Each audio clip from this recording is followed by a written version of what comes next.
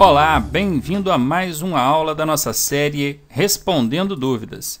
Se você ainda não enviou a sua dúvida, acesse o nosso site, mande a sua dúvida e ela pode ser selecionada para aparecer na videoaula da semana que vem. Lembrando que toda quinta-feira nós estamos postando vídeos com o professor Ronaldo respondendo para vocês as suas dúvidas, tirando as dúvidas dos alunos. No final do vídeo tem o link para vocês acessarem o formulário onde vocês podem enviar a sua dúvida. Vamos lá, a primeira dúvida de hoje é do José Amael Rodrigues, de Pacaju, Ceará. Eu fico muito feliz em ver o poder que a internet proporciona para a gente. Veja, eu estou em Minas Gerais, estou a mais de 2.000 quilômetros do Ceará, do estado do Ceará, e, no entanto, o nosso trabalho está alcançando gente tão longe, podendo ajudar pessoas do Brasil todo. Um abraço aí, José Amael, um abraço para o pessoal de Pacaju, no Ceará. O José Amael perguntou o seguinte: o artigo 65 do Código de Trânsito Brasileiro impõe o uso do cinto de segurança para todos os ocupantes do veículo, condutor e passageiros. Por isso eu pergunto, a multa pela falta do cinto é aplicada proporcionalmente a cada ocupante sem o cinto? Olha, José Amael, a sua pergunta é muito pertinente.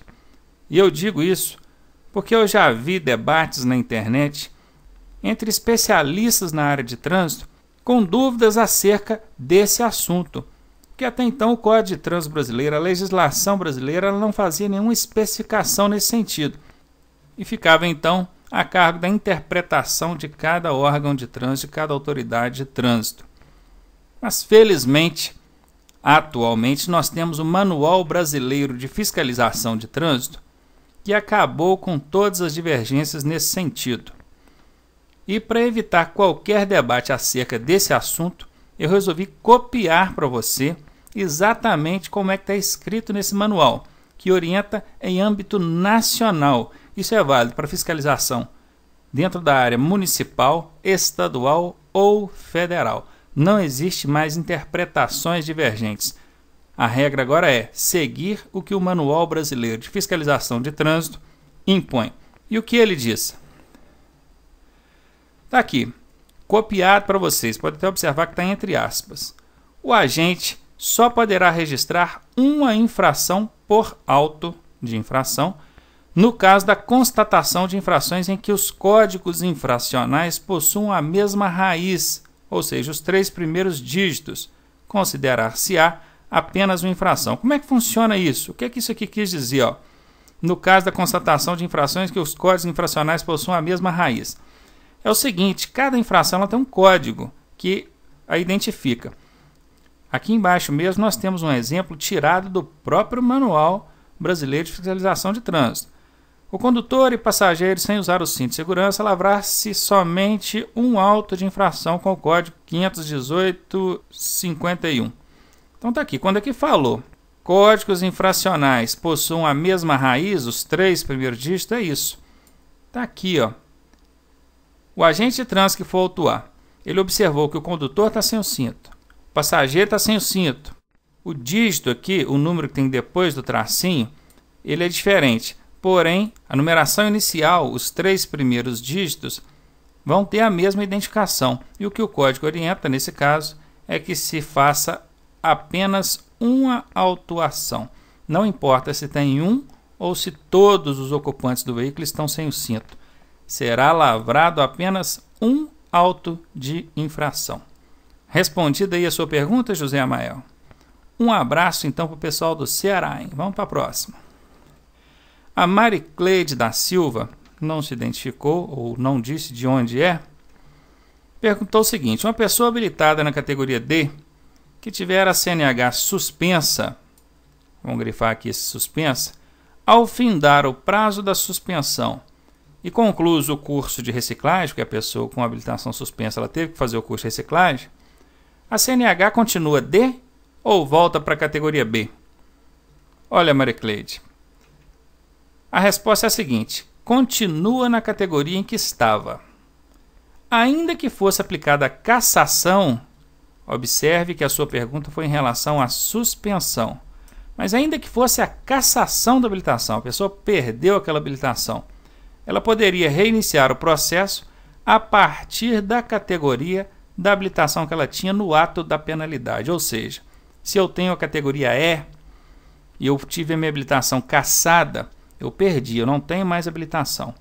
Todavia, se eu entrar com o processo de habilitação, novamente, no órgão de trânsito, eu vou fazer o exame psicológico, médico, o teórico, que é a legislação. Na hora de eu fazer o exame de direção, eu não vou precisar de começar da categoria B e ir crescendo conforme aqueles prazos que nós aprendemos lá para tirar a carteira. Eu vou poder ir direto na categoria E, que é a que eu tinha antes da penalidade. Tudo bem? Aí a Maricleide ainda perguntou: se o condutor não souber que está com a CNH suspensa e receber outra multa, automaticamente ocorrerá a cassação? Maricleide, a penalidade de suspensão, assim como a de cassação do documento de habilitação, se dá todo mediante processo administrativo assegurado o direito ao contraditório.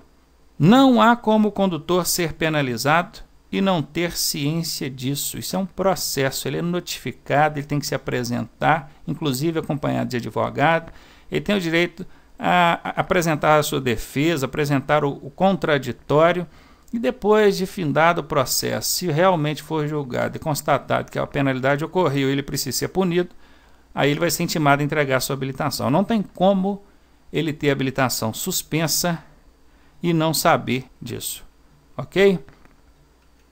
A Cláudia Sheik, eu respondi 10 perguntas dela na videoaula da semana passada e hoje vou responder mais algumas. Um abraço, Cláudia, de Belo Horizonte, Minas Gerais, terra boa, terra mineira, capital do estado onde eu moro.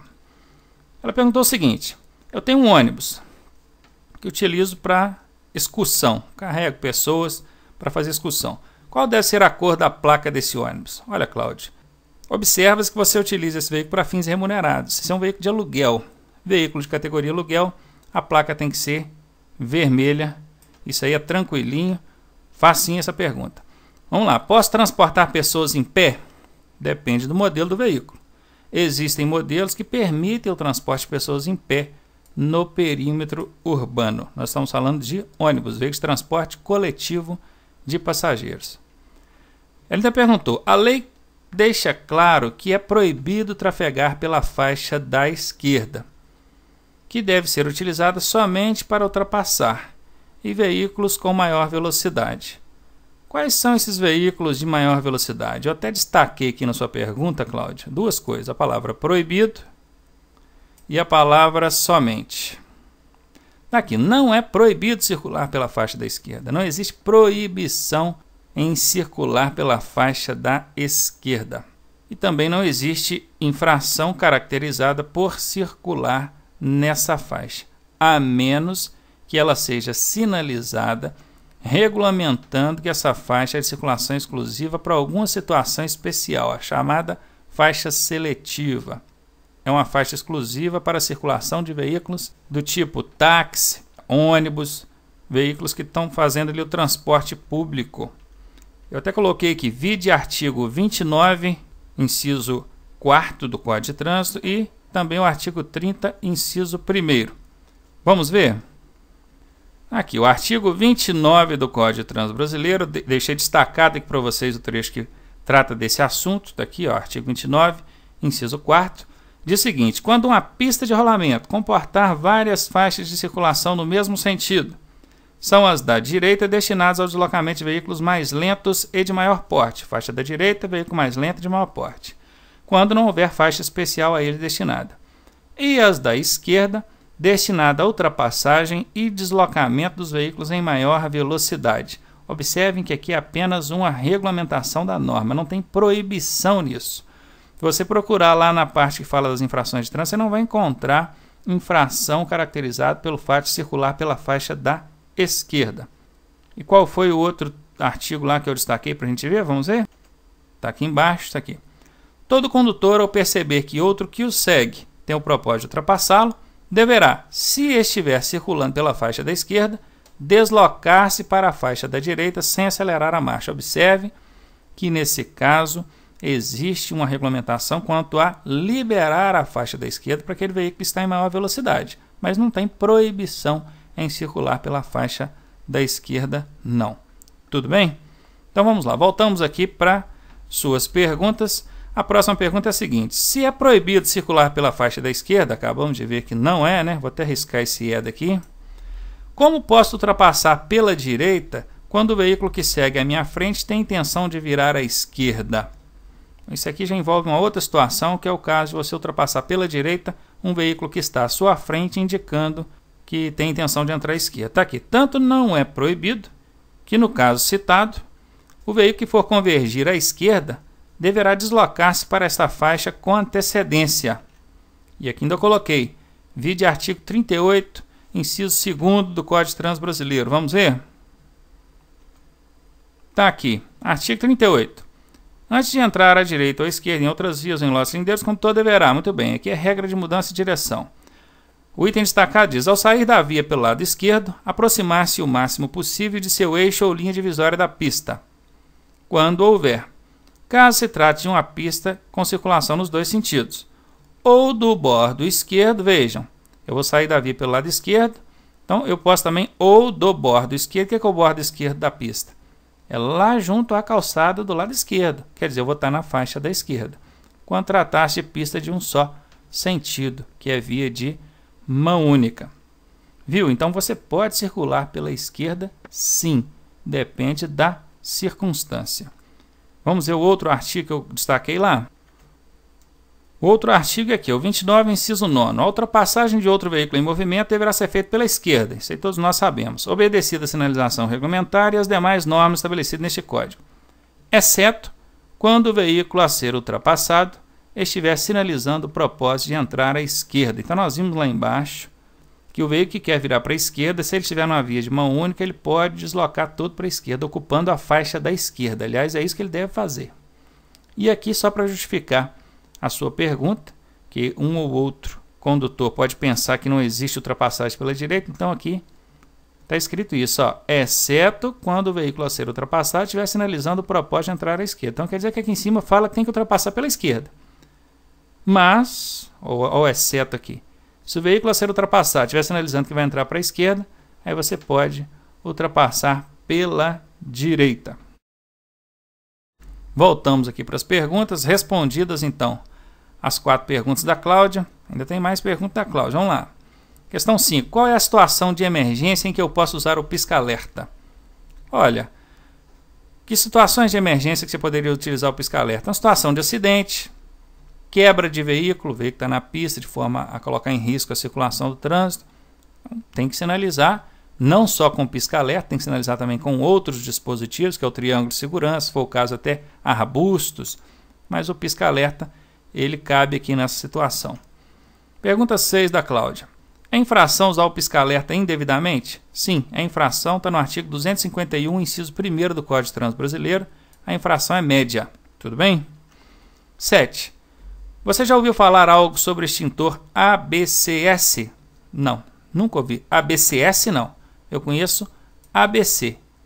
E não vou entrar em detalhe, porque lá nas aulas de meio ambiente eu explico sobre as classes de extintor, classe A, classe B, classe C e classe ABC. Inclusive os veículos atualmente usam o ABC. Tudo bem que tem validade de 5 anos, isso é uma pergunta que cai direto em prova. Não conheço, tá, Cláudia? Esse ABCS com S aqui eu nunca vi não. Se existe, eu peço a alguém que conhece para mandar para mim, por favor.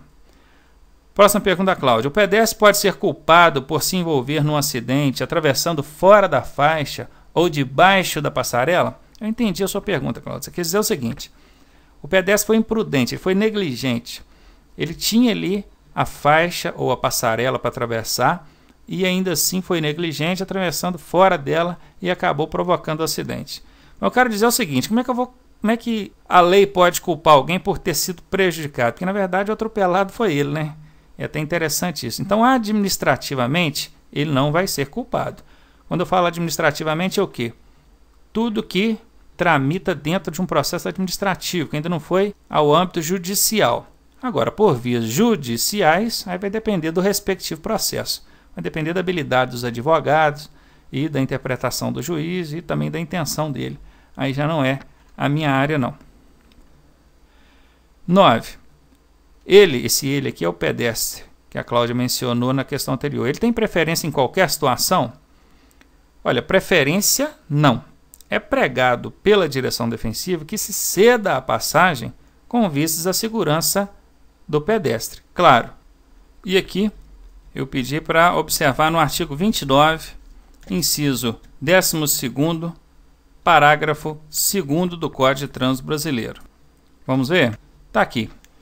Respeitadas as normas de circulação e conduta estabelecidas neste artigo, em ordem decrescente, os veículos de maior porte serão sempre responsáveis pela segurança dos menores, os motorizados pelos não motorizados e juntos pela incolumidade dos pedestres, ou seja, todos os veículos juntos são responsáveis pela segurança dos pedestres. Então, observando também o que está nesse texto do Código, a gente entende que o pedestre tem sim a vez no trânsito, até mesmo quando ele extrapola os seus direitos. Vamos para a próxima pergunta, agora já é da Brenda Santos, de Salvador, Bahia. Olha, estamos dando um giro aí no Brasil. Fomos lá em Pacaju, no Ceará.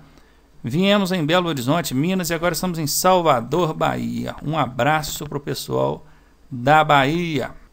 A Brenda perguntou o seguinte: caiu a seguinte questão na minha prova. Em um acidente de trânsito, uma vítima apresenta ferimento aberto no tórax ou abdômen, não tenho certeza, ela copiou essa pergunta, com exposição de órgãos internos. Aí a questão estava pedindo para marcar a alternativa incorreta.